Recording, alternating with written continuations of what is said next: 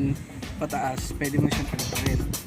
So ngayon, paano magpalipad? Kailangan itong dalawang button na to mapupunta dito sa itong part na to. Saglit lang, pag umandar, bitaw. Anong susunod na step? Pag iaangat natin yung itong drone, itong iaangat natin. Gagawin po forward na ganyan. Tapos pag nakataas na, iikot natin para humarap doon. Ikot natin.